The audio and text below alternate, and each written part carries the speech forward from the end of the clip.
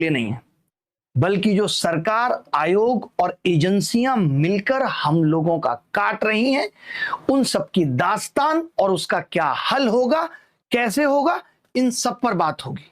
ठीक है, उन सब पर आज बात करेंगे आज के इस लाइव में। और मैं पहले एक बात क्लियर करना चाहता हूं कि हमारी जो लड़ाई है वो खराब एग्जाम सिस्टम, खराब एजुकेशन सिस्टम के खिलाफ है। हमारी लड़ाई किसी सत्ता को पलटने के लिए नहीं है, बल्कि उस सत्ता को या सोई हुई सत्ता को जगाने के लिए है। हम सरकार को झकझोरना चाहते हैं, जिसने हमारे मन को कचोट रखा है कि इस बेरोजगारी, ये जो एक शब्द है, इसकी जड़ें इतनी गहरी हो गई हैं कि हम और आप ऊपर से तो देख ही नहीं पा रहे कि हमारे पीछे चल क्या रहा है। वो सरकार जिसको हमने 12 साल दिए, वो सरकार जिसको हमने वक्त दिया, भरोसा दिया, पूर्ण बहुमत दिया, जिसने हमें कहा कि सबका साथ सबका विकास करेंगे, आपको हर साल करोड़ों में नौकरियां देंगे, और आज ये हालत हो गई है कि हमारे इतना भरोसे करने के बाद भी कि ये सिस्टम बदलेगा, लाखों बेरोजगार युवा सड़कों पे पुलिस की लाठियां खा रहा है, कहीं पेपर लीक हो रहा है, कहीं कैंसिल हो रहा है, अलग अलग लेवल का अत्याचार झेल रहा है। ये इस देश की हालत हो चुकी। इन सब पे बात करेंगे। मैं आपको बताना चाहता हूं, मेरा नाम अभिनय शर्मा है। बहुत सारे लोग इस वीडियो को पहली बार देख रहे होंगे। मैं ये लड़ाई पिछले 7-8 सालों से लड़ रहा हूं, और अगर छोटी लड़ाइयों की बात करें तो 2013 से लड़ रहा हूं। 2013 का एग्जाम भी पूरा मेंस एग्जाम होने के बाद कैंसिल हुआ था, इस आधार पे कि पेपर लीक हुआ है, और पूरा एग्जाम कैंसिल हुआ। तब ये नहीं कहा जाता था कि प्रोसेस बहुत आगे बढ़ गया इसलिए अब कैंसिल नहीं होगा।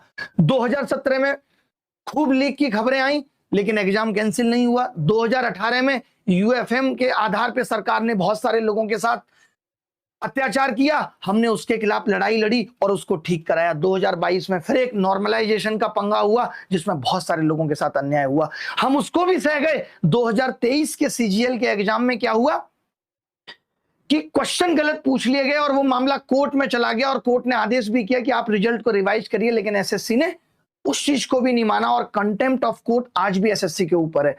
तो आपको ये सोचना पड़ेगा, समझना पड़ेगा कि ये आयोग इतने रिजिड क्यों हो गए हैं कि जहां हम ये कहते हैं कि हमारे न्यायालयों का फैसला अंतिम होता है और ये उन्हें भी नहीं मान रहे। आपको क्या लगता है कि ये एक सिर्फ चेयरमैन के बस की बात है, कि चेयरमैन के कहने पे इतना सब कुछ हो जाता है? 2024 का रिजल्ट भी फिर से कोर्ट केस में फंसा हुआ है। तब जाकर ये आवाज इतनी उठ गई, इतनी संगठित हो गई कि आज लोगों को सड़क पे उतरना पड़ा।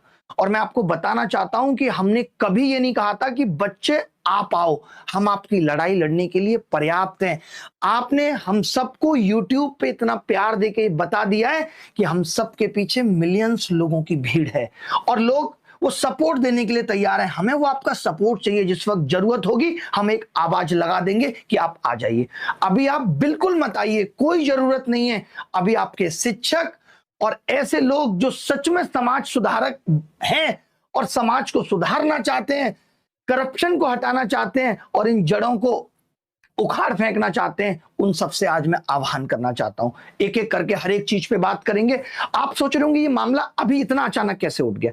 इतना अचानक ऐसे उठ गया कि जब 2024 के रिजल्ट के बाद हम लोगों ने आवाज उठाई, चेयरमैन से मुलाकात की, तो चेयरमैन साहब ने हमें बहुत मीठे शब्दों में कहा कि गलत हुआ है और मैं इन सब पे काम कर रहा हूं और सब कुछ ठीक कर दूंगा। उन्होंने बिल्कुल नहीं कहा कि मैं एजेंसी भी बदल रहा हूं। अगर उनकी मनसा ठीक थी तो वो बता देते कि वो एजेंसी भी बदल रहे हैं। आप सब जैसा कि जानते हैं कि ये लोग एक एडुकेटी नाम की एजेंसी को लेकर आए। वो एडुकेटी नाम की जो एजेंसी है, वो एसएससी का कहना है कि सरकार के रिगरस प्रोसेस के थ्रू आई है, यानी उसमें एसएससी का कोई लेना देना नहीं है, वो सरकार के थ्रू आई है। और आती भी है कोई एजेंसी, जिस एजेंसी पे अगर पहले कोई आरोप लगा था तो वो कैसे आ गई?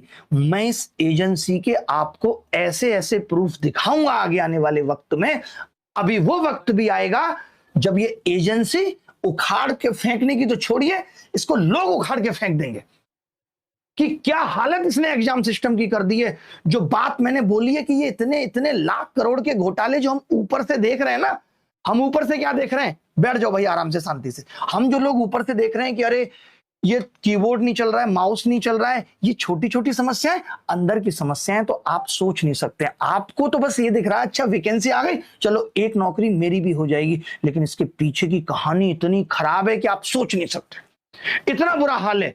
और हमें ये सब सिस्टम को ठीक करना है और उसके लिए आवाज को बुलंद करना था, जिसके लिए हम सब शिक्षक मिलकर के, आपको पता होगा पूरे देश से शिक्षक आए, सबने मिलकर के अपनी बात कही कि भाई चलो डीओपीटी मिनिस्टर साहब से बात करते हैं। वजह यह थी क्योंकि हम लोग एसएससी चेयरमैन से ऑलरेडी मिल चुके थे, रेलवे रिफॉर्म इतने दिनों से चल रहा था और लोग कोशिश कर रहे थे कि रेल मंत्री से जाके बात करें, लेकिन नहीं संभव हो पा रहा था। तो हमने सोचा कि क्यों ना सीधे जाके डीओपीटी से ही बात करें। क्या हमारा हक नहीं है? क्या जनता का यह हक नहीं है कि वो अपनी आवाज को शांतिपूर्ण तरीके से सरकार से कह पाए? लेकिन आपने देखा होगा वहां पे कुछ एक सेकंड के अंदर ही उस आवाज को दबाने के लिए पुलिस ने लाठीचार्ज किया। हमारी लड़ाई पुलिस से है भी नहीं, आपने देखा होगा, आपको मेरे बोलने का तरीका पता है कि पुलिस ने मेरे ऊपर ही इतना खराब इल्जाम लगाया, उसके बाद भी हमने हंस करके टाल दिया। हमने कहा कोई बात नहीं, हमारी लड़ाई इस देश की पुलिस से थोड़ी है, उनका तो हमें सहयोग चाहिए सरकार तक पहुंचने के लिए। वो तो बैरियर है, वो खुद ये नहीं चाहते, वो खुद इसी सिस्टम से निकल के यहां पहुंचे हैं बड़ी मुश्किलों से, तो वो भी सब जानते हैं। हमारी लड़ाई ना सरकार हटाने की, हमारी लड़ाई है कि जो ये एग्जाम सिस्टम इतना भ्रष्ट हो गया, इसको ठीक कैसे किया जाए। और ये एक दिन में नहीं हुआ, ये हुआ ये से है। इस साल आप माफ कर दिया, 2023 में अगर गलत क्वेश्चंस को माफ ना किया गया होता तो 2024 में ये गलत क्वेश्चन वाली बात की हिम्मत नहीं कर पाते। आपको बता दूं कि जिस दिन ये परसों जब 31 जुलाई को सब लोग इकट्ठे हुए तो हम लोग चेयरमैन ऑफिस गए, कहा गया कि आपको चेयरमैन साहब से मिलाया जाएगा। वहां पे एक डायरेक्टर से हमारी मुलाकात हुई और हमने कहा कि एसएससी फेज एक्स में इतनी सारी प्रॉब्लम है, उनकी बातों से साफ साफ लग रहा था। उनकी बातें तो छोड़िए, आपने कल चेयरमैन साहब का इंटरव्यू देखा होगा कि ये लोग कैसे एक एजेंसी को बचाने में लगे हुए हैं और इनको लग रहा है कि ये इतनी आसानी से बचा लेंगे और हम चुप बैठे रहेंगे।